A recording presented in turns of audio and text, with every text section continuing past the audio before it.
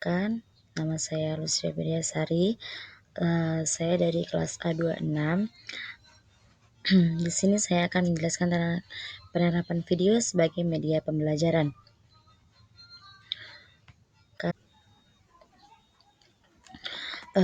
Penerapan video sebagai media pembelajaran, video sendiri merupakan media elektronik yang mampu menggabungkan teknologi audio dan visual secara bersamaan, sehingga menghasilkan suatu tayangan yang dinamis dan menarik. Video dapat dikemas dalam bentuk VCD dan DVD sehingga mudah dibawa kemana-mana, mudah digunakan, dapat menjangkau audiens yang luas dan menarik untuk ditayangkan. Media audio memiliki fungsi sebagai media pembelajaran, yaitu fungsi atensi, fungsi efektif, fungsi kognitif, dan fungsi kompensatoris. Arsyad 2003. Fungsi atensi yaitu media video yang dapat menarik perhatian dan mengarahkan konsentrasi audiens pada materi video. Fungsi efektif yaitu media video mampu mengunggah emosi dan sikap audiens. Yang pertama, ada unsur-unsur media video. Ada 4 unsur. Yang pertama, teks. Teks terdiri dari unit-unit bahasa dalam penggunaannya. Unit-unit bahasa tersebut adalah merupakan unit gramatikal seperti klausa atau kalimat, namun tidak pula didefinisikan berdasarkan ukuran panjang kalimatnya. Yang kedua ada gambar atau image.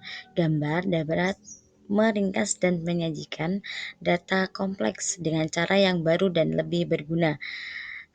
Sering dikatakan bahwa sebuah gambar mampu menyampaikan 1000 kata, tetapi tidak hanya berlaku ketika kita bisa menampilkan gambar yang diinginkan saat kita memerlukannya.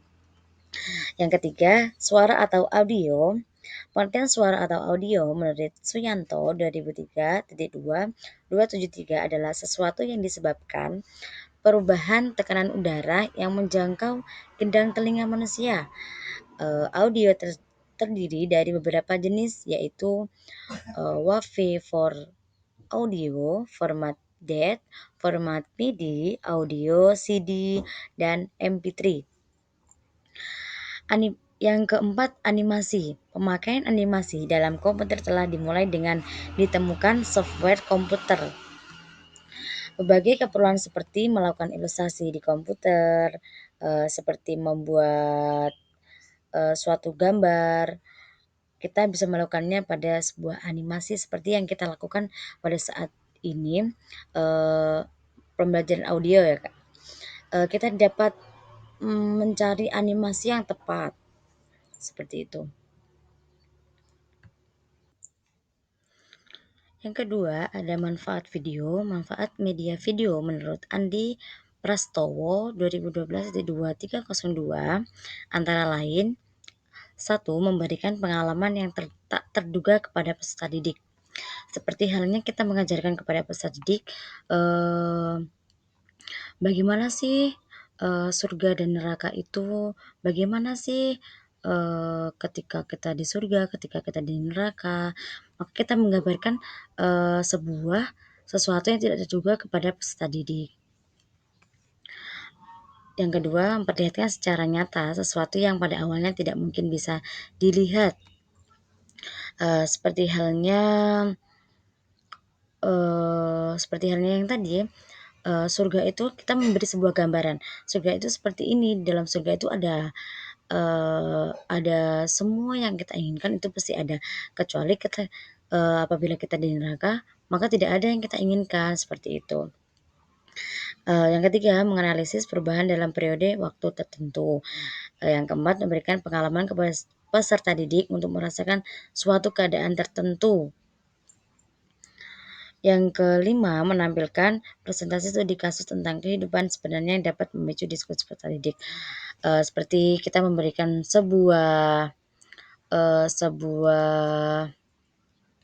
tugas, kita dan di dalam tugas itu kita memberikan sebuah diskusi yang di dalamnya seperti contohnya, kita mendiskusikan tentang bagaimana, apabila kita ingin masuk surga, gimana caranya, dan bagaimana jika kita masuk neraka, seperti itu. Agar memberikan, sebuah pemikiran yang lebih luas.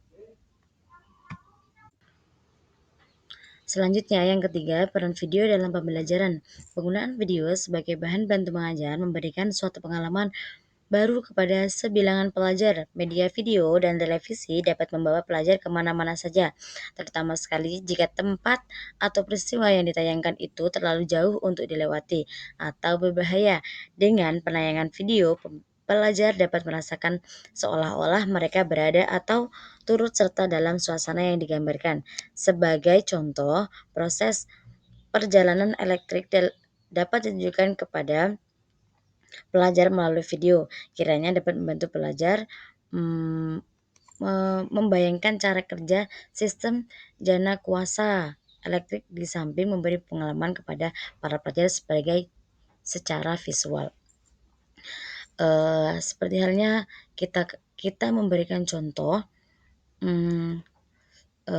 bagaimana sih cara reproduksi manusia, cara pencernaan alat manusia dengan cara melihat dan cara mendengarkan suatu gambar, kita dapat mencerna, kita dapat menggambarkan dan kita dapat membayangkan, oh ternyata seperti itu, bagaimana cara mencerna, bagaimana cara kita membuang makanan, seperti itu. Mungkin hanya ini pembelajaran yang dapat saya pembelajaran yang dapat saya sampaikan, semoga bermanfaat. Saya akhiri, wassalamualaikum warahmatullahi wabarakatuh.